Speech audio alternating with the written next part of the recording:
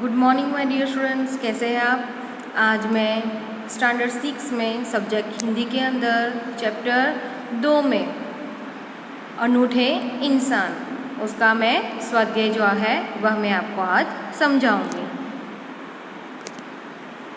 यह हमारा स्वाध्याय है, उसके क्वेश्चन आंसर्स है। चलो हम समझते हैं। प्रश्न नंबर 1, निम्नलिखित प्रश्नों के उत्तर लिखिए। पहला प्रश्न हमारा है, नेपोलियन की बहन का नाम क्या था। नेपोलियन की बहन का नाम क्या था। तो नेपोलियन की बहन का नाम इलाइजा था।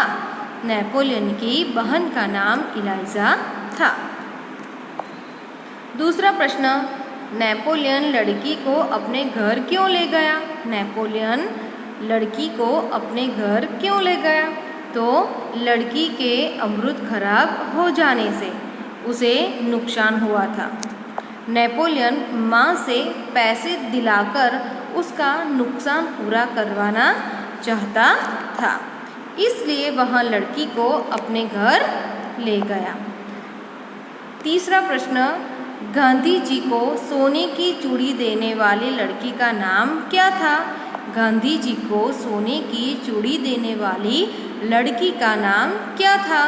तो गांधी जी को सोने की चूड़ी देने वाली लड़की का नाम कौमुदी था। क्या था। कौमुदी था। चौथा प्रश्न, गांधी जी ने कौमुदी से क्या कहा। गांधी जी ने कौमुदी से क्या कहा।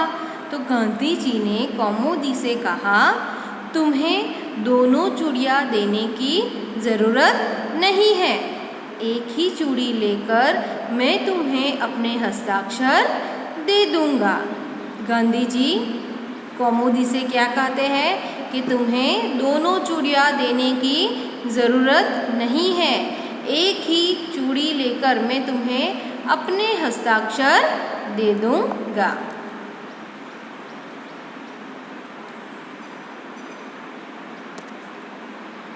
हस्ताक्षर करने के बाद गांधी जी ने क्या लिखा। पांचवा प्रश्न, हस्ताक्षर करने के बाद गांधी जी ने क्या लिखा। तो हस्ताक्षर करने के बाद गांधी जी ने लिखा, तुम्हारे इन आभूषणों की अपेक्षा तुम्हारा त्याग ही सच्चा आभूषण है। तुम्हारे इन आभूषणों की अपेक्षा तुम्हारा त्याग ही सच्चा आभूषण है।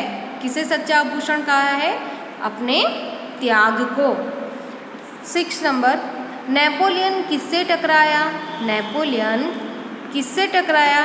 तो नेपोलियन एक अमरूद बेचने जा रही लड़की से टकराया। नेपोलियन एक अमरूद बेचने जा रही लड़की से टकराया। 7वां प्रश्न, इलाइजा अमरूद वाली लड़की को घर ले जाने का विरोध क्यों कर रही थी। इलाइजा अमरूद वाली लड़की को घर ले जाने का विरोध क्यों कर रही थी। तो इलाइजा अमरूद वाली लड़की को घर ले जाने का विरोध कर रही थी क्योंकि उसे माँ के नाराज़ होने का डर था। कि उसे माँ के नाराज़ हो जाने का डर था। 8वां, नेपोलियन कैसा लड़का था। नेपोलियन कैसा लड़का था। तो नेपोलियन सच्चाई के पथ पर चलने वाला इंसान था। नेपोलियन सच्चाई के पथ पर चलने वाला इंसान था। 9वां प्रश्न, बड़गरा गांव किस राज्य में है। बड़गरा गांव किस राज्य में है। तो बड़गरा गांव केरल राज्य में है। बड़गरा गांव केरल राज्य में है।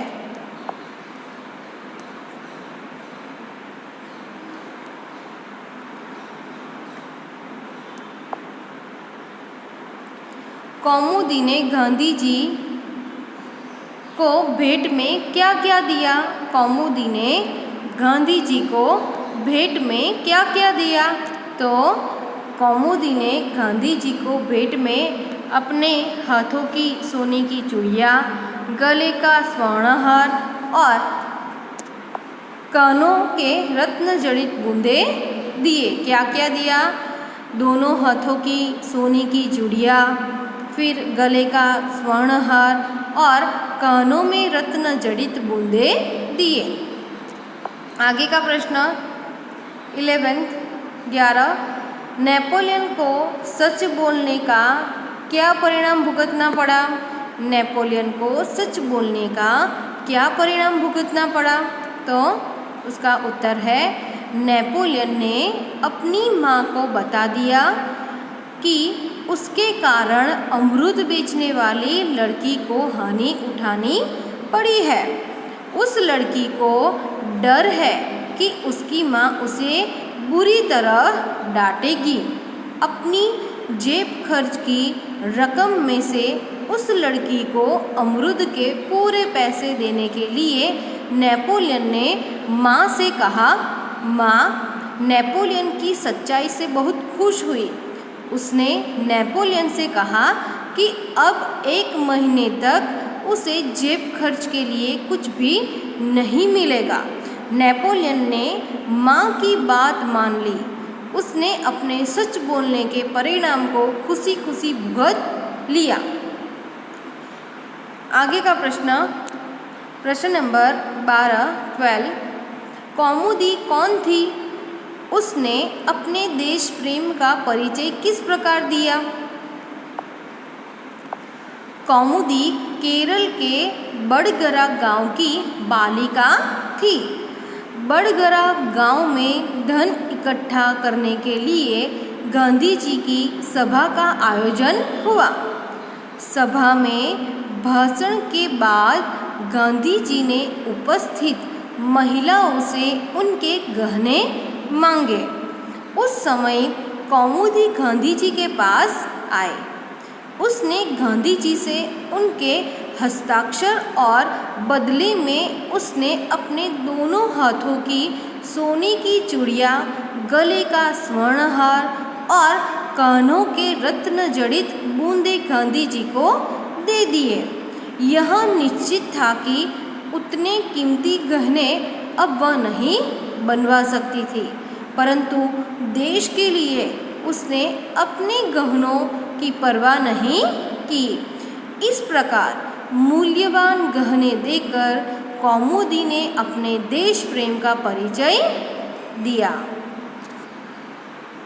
प्रश्न नंबर 2 विराम चिन्हों का उपयोग कर परिच्छेद फिर से लिखिए और अनुवाद कीजिए। यहाँ पर पैराग्राफ हिंदी में दिया गया है और हमें विराम चिन्हों का योग्य उपयोग करना है और बाद में उसका मातृभाषा में अनुवाद करना है। दुर्गावती बचपन से ही बहादुर थी। उन्हें युद्ध करने में अपूर्व धैर्य, दूरदर्शिता, अटूट साहस और स्वाभिमान जैसे गुण विरासत में मिले थे। जहाँ वे सुशील, कोमल, अति सुंदर और भावुक थी, वहीं दूसरी ओर वे वीर, साहसी और अस्त्र शस्त्र चलाने में भी निपुण थी। शिकार खेलने में उन्हें विशेष रुचि थी। वे तीर और बंदूक का अचूक निशाना लगाने में कुशल थी। उसका अनुवाद देखते हैं। દુર્ગાવતી બાળપણથી જ બહાદુર હતા.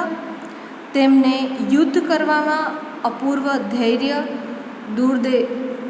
દૂરદેશીપણું, અખંડ સાહસ અને સ્વાભિમાન જેવા ગુણો વારસામાં મળ્યા હતા. જ્યાં તેઓ સુશીલ, કોમળ, અત્યંત સુંદર અને ભાવુક હતા, ત્યાં બીજી બાજુ તેઓ વીર, સાહસી અને અસ્ત્ર શસ્ત્ર વાપરવામાં પણ કુશળ હતા. શિકાર કરવામાં તેમને વિશેષ રુચિ હતી. તેઓ તીરથી અને બંદૂકથી નિશાન તાકવામાં પણ કુશળ હતા. प्रश्न नंबर 3 खाली जगह भरिए. पहली खाली जगह हमारी है, नेपोलियन जब छोटा था तभी से वहाँ खाली जगह था। क्या? कि वह सत्यवादी था। दूसरा, लड़की खाली जगह बेचने के लिए जा रही थी। क्या? तो अमरूद बेचने जा रही थी। तीसरी, नेपोलियन के टकराने से उसकी टोकरी नीचे गिर पड़ी। तो यहाँ पर खाली जगह में क्या आएगा? तो टोकरी। नेपोलियन के टकराने से उसकी टोकरी नीचे गिर पड़ी। फिर चौथी फिलिंग द ब्लैंक्स, बचपन से ही उसे खुद पर दृढ़ खाली जगह था। क्या? तो विश्वास।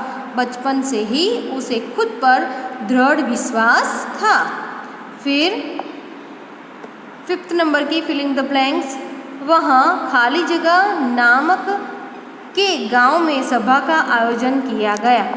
तो वहाँ बड़गरा नामक के गांव में सभा का आयोजन किया गया। फिर सिक्स्थ नंबर की filling the blanks, Gandhi ji ने उपस्थित बहनों से खाली जगह की भीख मांगी। किसकी भीख मांगी? तो जेवरों की भीख मांगी। सेवन्थ नंबर की filling the blanks, Gandhi ji ने खाली जगह से कहा। तो गांधी जी ने कौमुदी से कहा। फिर 8 नंबर की 8 की, खाली जगह से बढ़कर कुछ भी नहीं। खाली जगह से बढ़कर कुछ भी नहीं। तो देश प्रेम से बढ़कर कुछ भी नहीं। देश प्रेम से बढ़कर कुछ भी नहीं। तो यहाँ पर हमारा जो अभ्यास जो है वो यहाँ पे कंप्लीट होता है। Thank you.